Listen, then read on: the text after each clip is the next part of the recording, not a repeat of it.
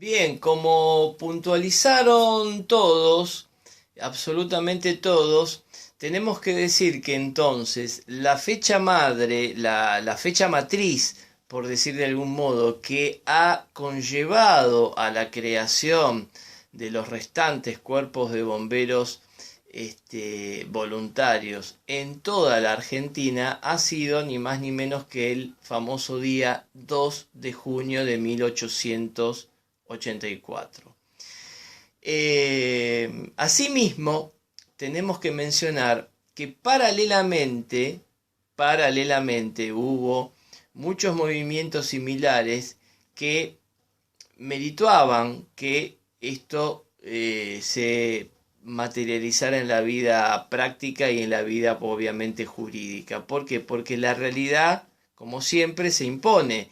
Entonces, fue así que en este caso fue ni más ni menos que el cuartel, el cuerpo 1, el de La Boca, Ciudad Autónoma de Buenos Aires, en ese momento capital federal, la que generó ese acto inicial y fundacional en la República Argentina. Pero tenemos que hacer un breve paréntesis. Ustedes habrán visto a lo largo y a lo ancho de la historia de la humanidad cómo en distintos momentos y en distintas oportunidades de ir viendo, leyendo las páginas de la historia, nos encontramos como en un determinado momento, un determinado pueblo descubría o realizaba algún tipo de instrumento, por ejemplo el arco y flecha. Y a la vez, y sin haber tenido contacto ese pueblo con otros mucho más alejados, también encontramos que para épocas similares tenían instrumentos y materiales de igual modo. ¿Esto qué significa? Que a veces se producen en la historia de la humanidad y de la evolución humana y de las distintas especies creaciones que conllevan de por sí una suerte de necesidad de la especie en pos de la supervivencia. ¿Sí? ¿Me van siguiendo? Ejemplo concreto de lo que estoy diciendo, se los grafico de esta manera. El arco y la flecha. Algo concreto.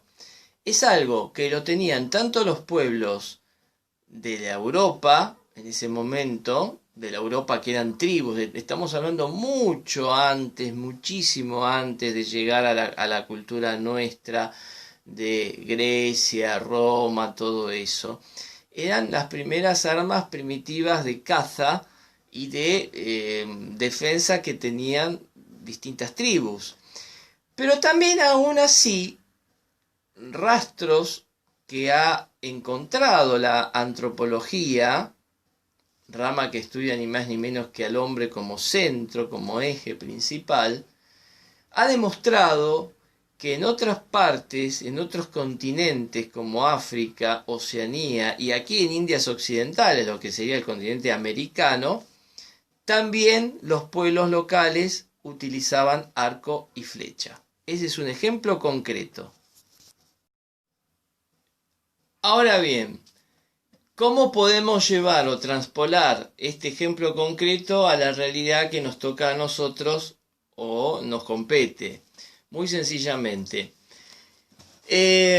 a lo largo y a lo ancho de la historia, por diversos motivos que ya lo hemos inclusive mencionado y hasta explicado en distintas clases, porque han surgido como forma de derivaciones de conceptos, etc., las sociedades han tenido que generar sus propios mecanismos de defensa, digamos sus propios anticuerpos, ¿sí?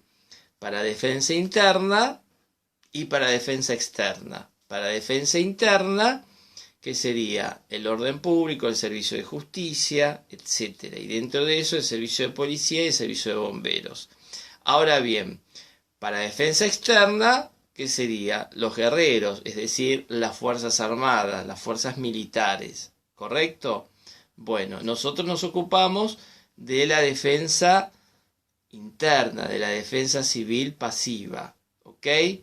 Bueno, y acá tenemos que decir, esta situación llevó a que diferentes naciones constituyeran sus propios esquemas de defensa interna, de seguridad interna, ¿sí? Bien.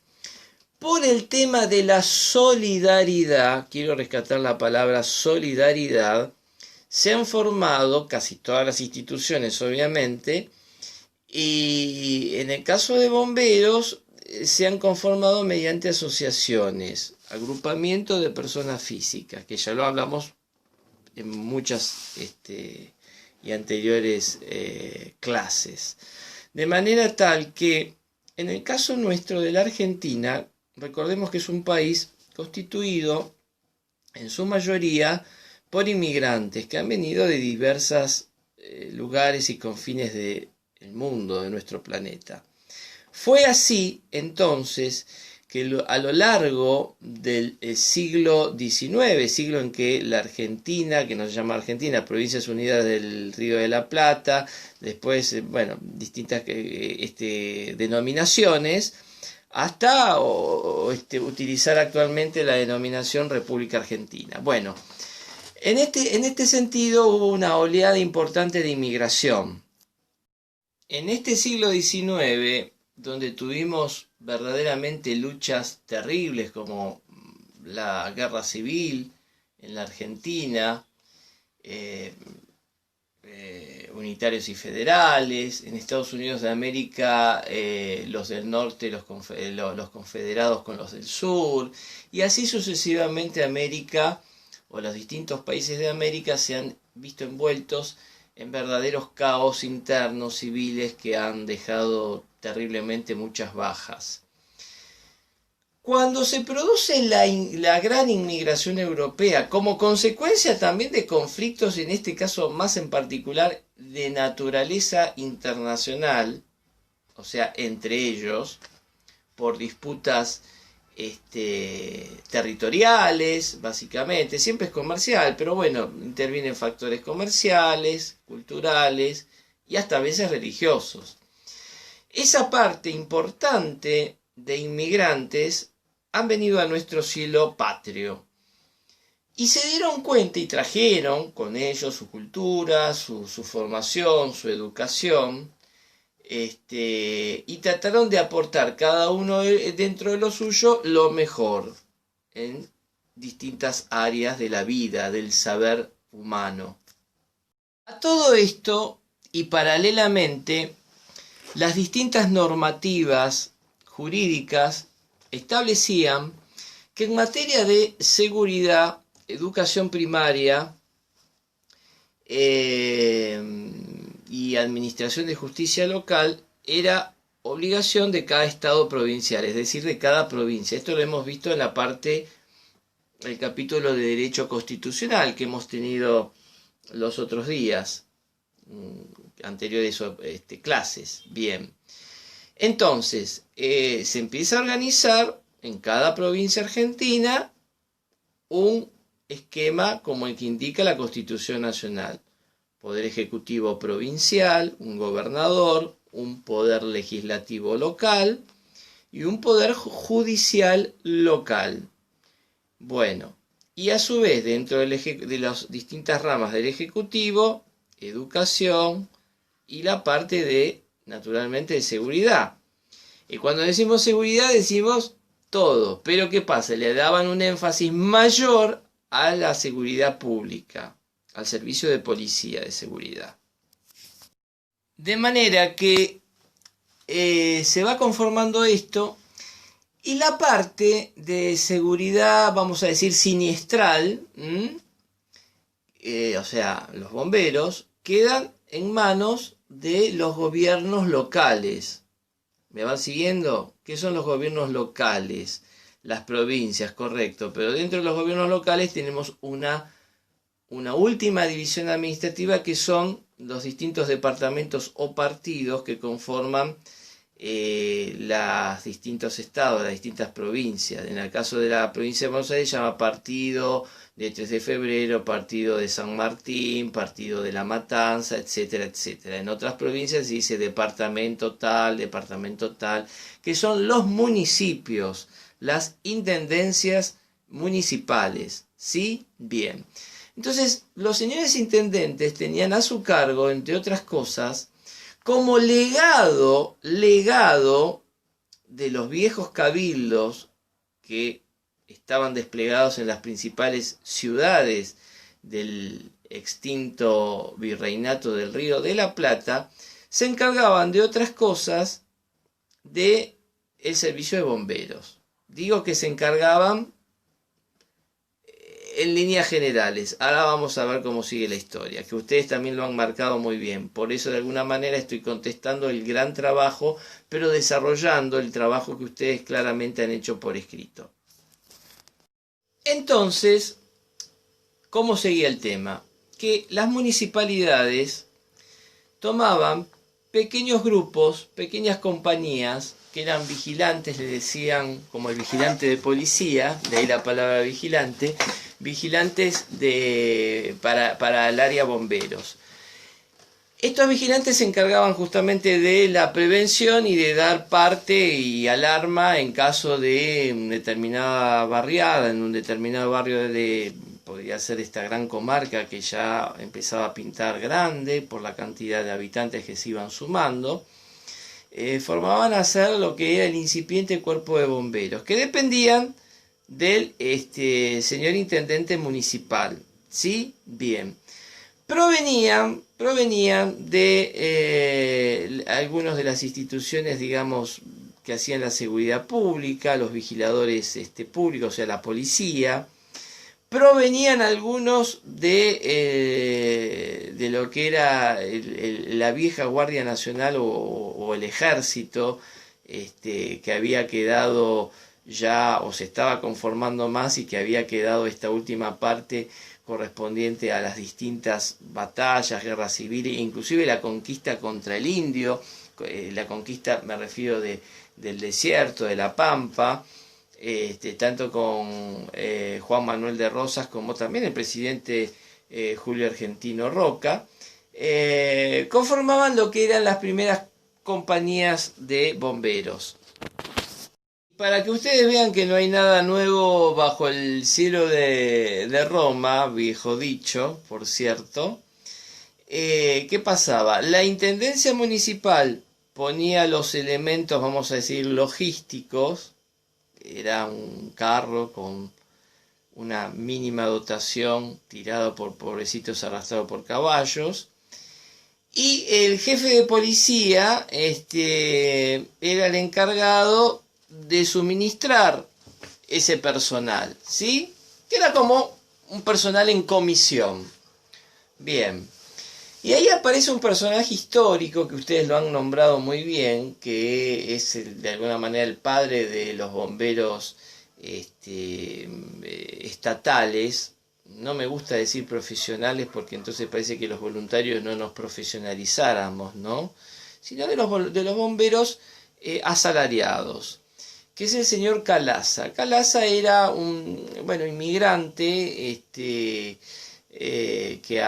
gaélico, que ha venido de España, precisamente del norte, y bueno, con toda su experiencia, etcétera, aportó un gran caudal de voluntad y por supuesto de conocimiento, y ha estado en importantes intervenciones junto con el personal que en ese momento prestaba servicios con él. Pero claro, como siempre, y para que vean que, vuelvo a decir, lo que estamos viendo y presenciando hoy en día, que hay lugares donde tienen más y otros que directamente no tienen nada de presupuesto estatal, sea provincial, nacional o municipal, también acontecía en la ciudad de Buenos Aires, en la capital federal, que no era autónoma, era una ciudad capital federal, después fue la capitalización efectivamente de la ciudad de Buenos Aires. Pero bueno, estamos hablando ya prácticamente de Buenos Aires capital federal. O sea, ya avanzado y casi finales o la segunda mitad, casi finales del siglo XIX. Bien, entonces, muchas veces se producían severos siniestros y los mismos vecinos tenían que salir a colaborar y colaboraban muy, muy bien. Y esos vecinos a su vez eran incorporados a las filas de bomberos como policías de fuego, es decir, para justamente controlar, prevenir y abordar los siniestros causados por el fuego. Esto que les describo también en materia de siniestros pasaba en Europa, no es que no pasaba, pasaba en menor escala, en mucho menor escala, pero pasaba. Bien, imagínense nosotros un país nuevo, pasaba a nivel mayor. Bueno, entonces empieza a haber una especie de tire y afloje, cuestiones de egocentrismos, de poder, de espacio, de presupuesto, etcétera, etcétera. Hasta que en el barrio de La Boca, que en ese momento era Boca Barracas, ¿por qué? Porque dentro de la Ciudad Autónoma de Buenos Aires, cuando se funda el primer juzgado de paz letrado en la Ciudad de Buenos Aires, los juzgados de paz son organismos que dependen del Poder Judicial de la Nación y que ejercen funciones jurisdiccionales menores, por ejemplo, en grado de apelación determinadas faltas administrativas, algunas certificaciones como hacen los señores escribanos, notarios, pequeñas competencias en materia del fuero civil, como por ejemplo el tema del derecho de medianería, etcétera, que tantos litigios a veces han traído tristemente entre los vecinos, etcétera, etcétera. Entonces era un solo distrito. Bueno, en este distrito, que era un distrito de inmigrantes, con casas muy precarias, y que además también empezaban a aparecer las primeras industrias, que se fueron agrupando aquí, inclusive del otro lado ya en jurisdicción de provincia de Buenos Aires, lo que se llamaba la denominación Barracas al Sur. Luego se le dio la denominación Avellaneda por el presidente argentino Nicolás Avellaneda, pero se llamaba Barracas al Sur. Barracas al Sur era una localidad, que es la actual Avellaneda, que dependía y depende de la provincia de Buenos Aires.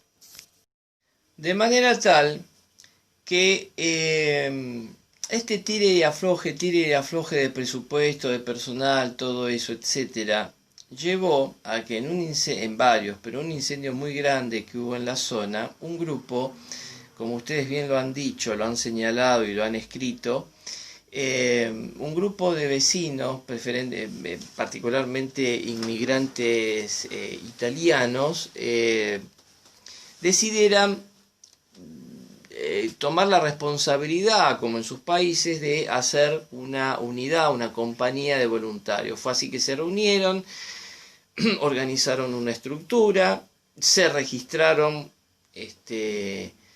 ante el Estado Nacional, en la Inspección General de Justicia, o sea, lo que es el registro de personas jurídicas, y empezaron a trabajar. Su primer presidente, como ustedes bien lo han dicho, ha sido ni más ni menos que Tomás Liberti, junto con otros destacados vecinos de esta zona. Pero quiero hacer, si ustedes me permiten, un paralelismo, porque ahí es donde empieza a surgir una movida muy interesante y muy simultánea. Por eso fue al inicio de la clase el arco y la flecha, que muchos pueblos lo han descubierto independientemente de que no tenían comunicación unos con otros. Se empiezan en determinados lugares, provincias, distritos de la provincia de Buenos Aires y del interior del país, a formarse asociaciones que las registraban todo conforme a derecho, y empezaron a hacerse las primeras unidades de bomberos voluntarios. Y así es como nace la historia aquí concreta y sintéticamente en la Argentina. Bien, yo quería detenerme un segundito para decirles por qué siempre o casi siempre el sistema de bomberos en general ha sido descentralizado y en algunos países sí centralizados. Hay dos sistemas básicamente de administrativos, tanto en lo judicial y en lo que es la administración, policía, administración pública, inclusive bomberos. Uno es el sistema Borbón, la Casa Real de Borbón, que es la actual Casa Real desde hace muchos años, siglos, que está reinando, por ejemplo, en España, monarquía constitucional, ¿sí? Como también, anterior a la Revolución Francesa, aconteció lo mismo en Francia, hasta antes de 1789, precisamente hasta antes del 14 de julio de 1789. Bueno, fue así donde las administraciones de las coronas borbónicas, tanto los Luises como en el caso de España, tenían la particularidad de centrar, de absorber el poder, ¿sí?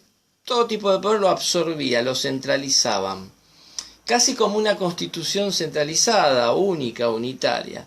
Entonces no había posibilidad en ese esquema de pensamiento de que hubiese segmentaciones o divisiones, entre comillas, del poder. ¿Sí? ¿Me siguen? De manera tal que tenemos que ir un poquito todavía más hacia atrás, hacia la historia. ¿Recuerden ustedes cuando Colón descubre y se coloniza este nuevo continente, llamado América por Américo Vespucio, pero la primera denominación era Indias Occidentales, para diferenciarla de Indias Orientales, que era la India Aria, los hindúes, ¿sí? Correcto, bueno. Denominación que algunos países todavía la siguen utilizando, analógicamente, porque es otra denominación que puede ser utilizada. Bien, Indias Occidentales o América. Cuando en este sector, el gran sector prácticamente, desde sur de Estados Unidos hasta el último confín de la Patagonia más austral, pertenecía a España, a la corona de España, pero no era la corona de Borbón. En ese momento estaba gobernando la corona de Habsburgo, la Casa Real de Habsburgo o Casa de Austria, que eran de origen germanos. Por eso el gran y primer emperador que ha tenido España ha sido Carlos V de Alemania, y al mismo nombre Carlos I de España, quien ascendía al trono ibérico, precisamente al trono español. Bueno, en ese momento, las que eran los sectores, cómo se dividía América, la gran cantidad territorial era terrible, entonces se le daban, eran todas posesiones del monarca, obviamente, pero alguien las tenía que administrar en nombre del rey. Entonces se utilizó la primera denominación, la más práctica, que eran gobernaciones. Y luego con el tiempo se fueron esas gobernaciones, algunas quedaron gobernaciones, otras capitanías y otras, las más grandes, virreinatos. ¿Sí? Seguimos ahí. Bueno, en esa división administrativa, por una cuestión de justamente de mayor grado de dominio y de control, el emperador Carlos V de Alemania, Carlos I de España, de la Casa de Austria, Habsburgo, dijo lo siguiente: eran todos los territorios que se incorporaban a la corona de Castilla, Castilla por extensión era toda España obviamente, pasaban a ser reinos y territorios, dominios, señoríos incorporados a la corona, ¿sí? Y que como tal se les iba a designar un administrador que podía ser en un caso más chico un capitán general, luego en un caso más grande un gobernador y en el caso mucho más grande un virreinato, ¿sí? Bueno, todo esto transcurrió, vamos a decir, como ustedes lo pueden chequear en cualquier libro o tratado de historia, a lo largo de estos siglos, hasta que en 1777-78, no me quiero equivocar exactamente la fecha, lo podemos corroborar a posteriori, al no tener descendencia, Carlos V, que en ese momento ya no estaba más, Carlos V era Felipe II, el máximo monarca que ha llevado al máximo absolutismo monárquico y religioso a España. No había línea, no había linaje para que se hiciera cargo de todos los dominios dentro y fuera de España, de ultramar, que tenía España. Entonces, ¿qué es lo que acontece? Lo siguiente, que por sucesión jurídica dinástica toma la administración de España y de todos sus dominios de ultramar la Casa de Borbón, ¿sí? La Casa de Borbón ha tenido la condición, la particularidad de que le ha gustado siempre centralizar mucho el poder. Se crean estas divisiones, pero prácticamente eran todos los funcionarios, los virreyes, o vicerrey, como se dice en portugués, en el sector lusitano, en el sector brasilero, en Brasil, etcétera, capitanes generales y gobernadores, eran directamente funcionarios que dependían directamente y hacían lo que el rey les marcaba desde la metrópoli, es decir, desde Madrid. Ahora bien, a lo largo del tiempo, luego se independiza las naciones de América, se independiza, vamos a decir, pero no se independiza, se realiza la Revolución Francesa, tan sangrienta y terrible, y hasta que llega Napoleón I, Napoleón Bonaparte. Napoleón Bonaparte, si bien viene a instaurar un sistema, entre comillas, diferente, se expande por Europa, pero utiliza, paradójicamente, el sistema borbónico de centralizar el poder, ¿sí? ¿Me van siguiendo? Por eso quiero destacar dos hechos que usted va a decir no tienen nada que, y tienen muchísimo que ver en la historia del mundo y de nuestros países. Bueno, voy a cortarlo porque no me permitió el anterior video enviar pese a los infructíferos esfuerzos. Napoleón Bonaparte, cuando independiza todo, etcétera, y los incendios que se habían acontecido, que creo que lo dije anteriormente, en distintas partes de Francia, establece que en la ciudad de París y en la ciudad de Marsella deben de tener compañías que dependan del Estado, en este caso de un sector del ejército francés, con la colaboración que se han ido incorporando voluntarios. Y en el resto de Francia el sistema es mixto, prácticamente todos voluntarios y también personal del Estado, coordinados por supuesto por el Estado. La defensa civil está a cargo del ejército francés. Eso quería decir. Y ahora trato en otro video, porque si no, no me va a dar el tiempo en poderlo subir y nos vamos a quedar ahí in eternum. En el caso de España, que siguió siendo monarquía y sigue siendo monarquía, y de la Casa de Borbón, centralizaron todo y está a cargo, por supuesto, de los ayuntamientos, las intendencias municipales o prefectura municipal, como a ustedes les guste. ¿Funciona? Sí, funciona bastante bien. A veces tienen que, como dije anteriormente, que pedir ayuda a otros ciudadanos y a otras compañías de bomberos, inclusive a veces al ejército, etcétera. Bueno, y en el caso de Brasil, de la monarquía de la Casa de Orleans y de Algarves, Orleans y Braganza, que también tiene una parte francesa, muy borbónica por cierto, y una parte lejana también Habsburga, pero muy borbónica por cierto. En el caso del Brasil, cuando se independizan ellos de Portugal, utilizan un sistema también borbónico centralizado y como en uno de los trabajos que ustedes bien han expresado, en varios, pero en uno está muy bien expresado, donde claramente los bomberos son estatales, son centralizados, pero dependen de cada gobernador de estado o provincia. No es que son militares, le dicen militarizados, ¿sí? No dependen de la estructura de las Fuerzas Armadas, son reserva de las Fuerzas Armadas, pero son militarizados como si fuese acá la Gendarmería Nacional, ¿ok?